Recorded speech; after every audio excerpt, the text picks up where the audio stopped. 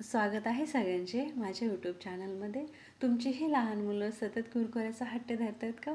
पण हे बाहेरचे पदार्थ खाणे आरोग्यास हानिकारक असते. तर हेच टाळण्यासाठी मी घेऊन आली आहे आपल्या सर्वांकरिता असा चटपटीत मेनू, जो एकदा खाल तर वारंवार बनवा, तेही अगदी मोजके जिन्नस वापरून. तर चला, अगदी घरच्या साहित्यात कमीत कमी साहित्य वापरून कुरकुरीत असा पदार्थ बनवत आहेत आपण. त्यासाठी घेतलेला आहे इथं 2 वाटी रवा आहे हा. अगदी आपण जो रोज डेली यूज करतो ना, शिरा वगैरे बनवण्यासाठी तोच रवा घेतलेला आहे. तो रवा छान आपल्याला मिक्सरमध्ये बारीक करून घ्यायचा आहे. तर चला पुढचं साहित्य पाहूयात. इथं घेतलेलं आहे अर्धी वाटी चणा डाळीचं पीठ आहे हे, आणि थोडंसं चिली फ्लेक्स आहे, 2 पिकलेल्या मिरच्या घेतलेल्या आहेत, आणि कसुरी मेथी आहे थोडीशी, आणि थोडंसं कढीपत्ता, कोथिंबीर, आणि थोडेसे तीळ घेतलेले आहेत. कढीपत्ता, कोथिंबीर छान बारीक चिरून घ्यायची आहे आपल्याला, आणि लाल मिरचीसुद्धा बारीक कट करून घ्यायची आहे. तर चला, इथं कढईमध्ये थोडंसं तेल घेतलेलं आहे. तेल पाहू शकता थोडंच घेतलेलं आहे. त्यामध्ये आपल्याला टाकायचे आहे तीळ. तीळ छान तडतडले की लगेच त्यामध्ये चिली फ्लेक्स आणि कढीपत्ता बारीक करून घेतलेला, आणि लाल मिरची, पिकलेली मिरची जे बारीक करून घेतली ना, ते पण टाकून घेतलेले आहे. तो व्हिडिओ माझ्याकडून स्किप झाला आहे. आणि कोथिंबीर पण लगेच टाकून घेतली आहे. आणि त्यामध्ये आता कसुरी मेथी टाकायची आहे, आणि लगेच छान परतून झालं ना, त्यामध्ये मी घेतलेलं आहे तर 1.5 वाटी पाणी घेतले. 2 वाटी रव्यासाठी 1.5 वाटी पाणी टाकलेलं आहे. पाण्याचं प्रमाण अगदी अचूक आहे. त्यामुळं एवढंच पाणी टाकायचं आहे आपल्याला, आणि चवीनुसार मीठ टाकायचं आहे. तर आपण जे रवा घेतलेला त्यामध्ये हे चणा डाळीचं पीठ छान मिक्स करून घ्यायचं आहे. चणा डाळीचं पीठ अवश्य घाला. हे चणा डाळीचं पीठ त्यामध्ये टाकल्यामुळे नाही का, एकदम छान आणि कुरकुरीत खुसखुशीत होऊन जातो हा पदार्थ. आणि त्यामध्येच आता आपल्याला रवा टाकून घ्यायचा आहे. पाणी फक्त इथं मी हे कोमट पाणी करून घेतले, पाण्याला उकळी वगैरे काढलेली अजिबात नाही, फक्त कोमट करून घेतलेलं आहे. आणि त्यामध्येच आता मी डायरेक्ट रवा टाकून घेतलेला आहे.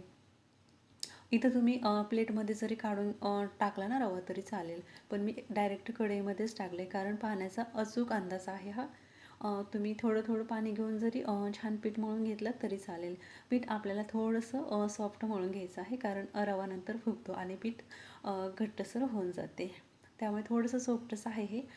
तर आता चला, झाकून ठेवायचं आहे. 15-20 मिनिटासाठी झाकून ठेवलेलं आहे.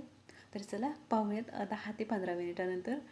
पाहू शकता छान घट्टसर असा पीठ तयार झालेलं आहे. तर आता आपल्याला हे पोळीच्या आकारात 2 उंडे तयार करून घ्यायचे आहेत, आणि छान पोळीच्या आकारात लाटून घ्यायचं आहे. एकदा नक्की बनवून पहा, अगदी अचूक अंदाज आहे, आणि एकदम टेस्टी आणि चवदार होणार आहे. हाताला थोडंसं तेल लावलेलं आहे मी, आणि पोळीपाटाला सुद्धा तेल लावून घ्यायचं आहे. नाही लावलं तरी काही फरक नाही पडत आहे, पण थोडंसं लावलेलं आहे मी, कारण चिटकायचे चान्सेस असतात नाही का कट करताना, त्यासाठी. छान गोल हा पोळीच्या आकाराचं लाटून घ्यायचे आहे आपल्याला. पाहू शकता थोडंसं मध्यम जाडसर ठेवायचं आहे. ह्यामध्ये जर तुम्हाला कसुरी मेथी वगैरे नसेल तर स्किप केलं तरी चालेल. पाहू शकता छान कट करून घ्यायचं आहे. इथं मी थोडंसं वेगळ्या स्टाईलने कट करत आहे. शंकरपाळ्याच्या अगदी आपण शंकरपाळ्या जसं कट करतो ना, तसं कट केलं तरी चालेल, पण इथं थोडंसं वेगळ्या स्टाईलने कट करते. मुलांना पण थोडंसं वेगळं काहीतरी चटपटीत खाल्ल्यासारखं वाटतं ना, वेगळं दिसल्यास, म्हणून थोडंसं वेगळ्या स्टाईलने कट करत आहे. पाहू शकता सर्व व्यवस्थित कापणी करून घ्यायची आहे. आणि माझ्या रेसिपी कशा वाटतात नक्की कमेंट करून सांगा, आणि अशाच नवनवीन रेसिपी पाहण्यासाठी माझ्या चॅनलला सबस्क्राईब नक्की करा.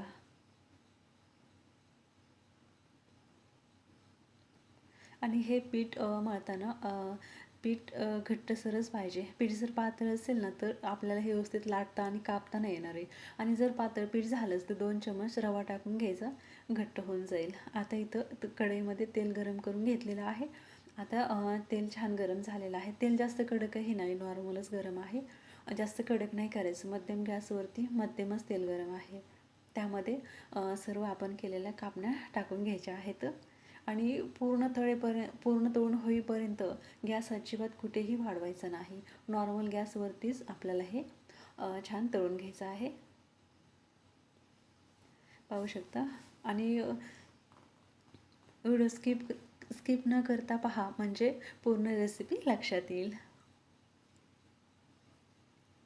पाहू शकता सर्व कापणे मी इथं टाकून घेतलेलं आहे आणि आता छान हलवून घ्यायचं आहे, म्हणजे व्यवस्थित सगळीकडून तळल्या जातं नाही का, नाहीतर खालचं करपतं आणि वरचं तसंच राहून जाईल. त्यासाठी हलवत राहायचं आहे. इथं छान तांबूस रंगावरती होईपर्यंत तळून घ्यायचं आहे. जास्तही लाल होईपर्यंत तळायचं नाही, कारण हे गरम असतं तोपर्यंत कमी लाल दिसतं, पण आणखीन त्याची प्रोसेस चालूच असते. ते आपण प्लेटमध्ये काढल्याच्या नंतर आणखीन त्याला जास्त लाल रंग येतो. त्यासाठी पाहू शकते तर थोडंसं फिकट कलर आहे तेव्हाच काढले मी, म्हणजे पण छान भाजलेत हे, मध्यम गॅसवरतीच भाजलेले ना, त्याच्यामुळे छान तळून झालेत. पाहू शकता. तर चला आता मी प्लेटमध्ये काढून घेते. तर चला दुसरी पण बॅच इथं मी अशीच लाटून आणि कापण्या करून घेतलेलं आहे, तर मध्यम जाडसर आहे पाहू शकता. तर चला ते पण आता छान तळून घेऊयात.